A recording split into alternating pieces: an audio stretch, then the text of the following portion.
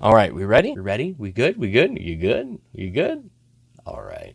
This is one of those sets for me that I found absolutely mind-blowing. I thoroughly enjoyed opening a lot of this stuff. Now, of course, I didn't open it when it originally came out. It took years and years and years for me to actually find it. Man, where else did I find it? The Toronto Sports Card Expo. Hey, I said it perfectly that time. It is quite the gem, at least for me. And I didn't just settle on buying one box. Oh, no.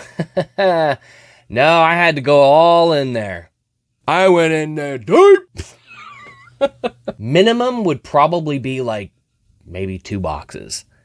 At the most, I believe it was maybe 4. And it was awesome. I absolutely loved it. So what am I talking about? 1997-98 Donruss Priority. What a set. What a concept for a set. It was just amazing. And there's a lot to cover here. So bear with me. So Donruss Priority was a hobby-only release, which means you couldn't buy it anywhere other than a hobby shop. You know, just for those that may not know what the heck I'm talking about.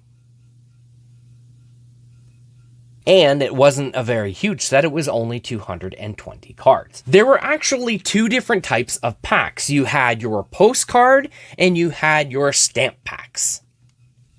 So as you can imagine, the postcard packs had a postcard in it. And the stamp packs had stamps in them. You following me here? If you're opening up the postcard packs, you're only going to get the even numbered postcard numbers.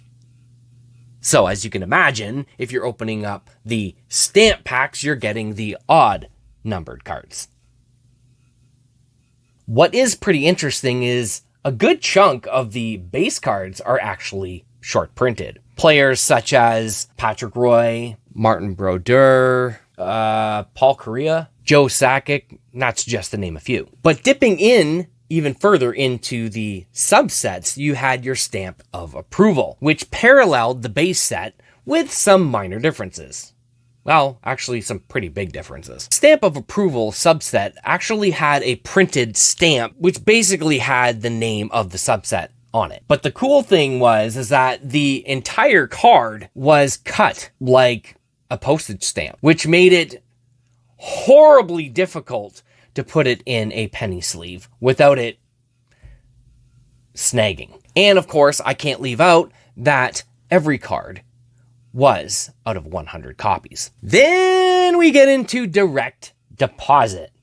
This was a pretty nifty set too, with only 30 cards, which primarily showcased the top scorers. It had this like swirl kind of pattern, like kind of micro etching. It's pretty cool. And those cards were serial numbered out of 3,000 copies. Of course, as I mentioned at the beginning, there were postcards, like literally postcards.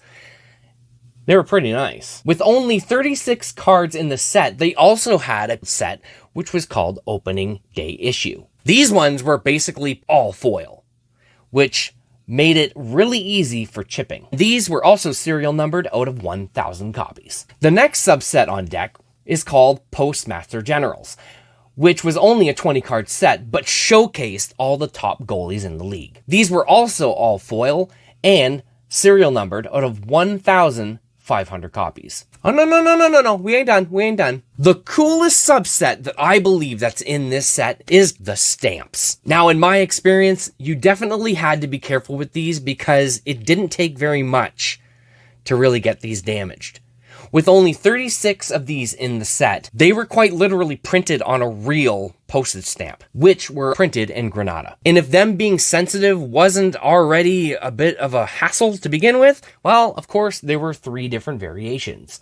It came in bronze, silver, and gold. Of course, as you can imagine, gold being the most difficult to get. To give you a little bit of an insight, the bronze were 1 in every 6 packs. So you kind of have a bit of an idea how difficult the silver and gold could be. Now, although I did mention that the stamps, you probably got to be a little bit more careful with them, the majority of this set, you pretty much had to be careful with it in its entirety, whether it's the foil, because as we all know, foil easily chips. And with that die cut, it can get a little tricky. But regardless, this set was unbelievably awesome. It's still something that I'm still trying to complete to this day.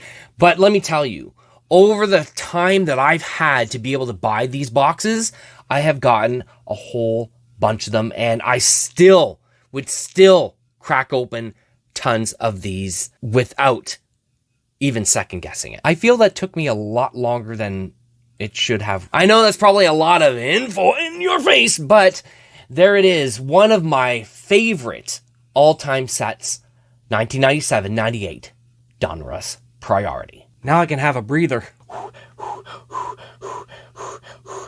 right, I think I'm good. All right, let's wrap up this Flashback Friday